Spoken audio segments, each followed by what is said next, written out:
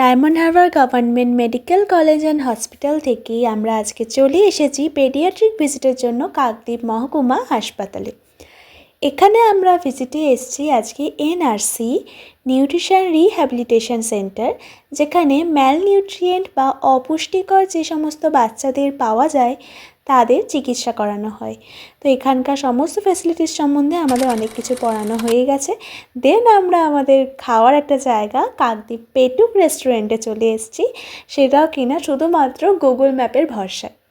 ওখানে বসে আমরা জাস্ট সার্চ করেছি নিয়ারেস্ট কী কী রেস্টুরেন্ট আছে, তো আমাদের এটা সাজেস্ট করলো। রেটিংটা মোটামুটি খুব ভালোই ছিল, আর আমরা সঙ্গে সঙ্গে কিছু না ভেবে এখানে চলে আসলাম।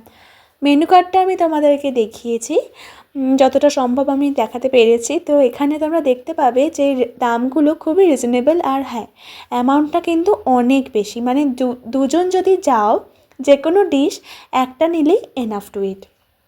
আমরা প্রথমে একটু ভুল করেছি, সেই ভুলটা যাতে তোমরা না করো সেটা আমি বলে দিলাম। আর এখানকার অ্যাম্বিয়েন্সটা খুবই অ্যাস্থেটিক ছিল। ফটো ভিডিও কেউ যদি ব্লগ করতে চাও, যেরকম আমি করছি, তো তার জন্য পারফেক্ট ছিল। তো মেনু ডিসাইড করে আমরা নিয়ে নিলাম 2টো ভেজ ফ্রাইড রাইস আর একটা চিকেন মাঞ্চুরিয়ান। চিকেন মাঞ্চুরিয়ানটা 8 পিস ছিল, আর ভেজ ফ্রাইড রাইসটা 2টো বোল।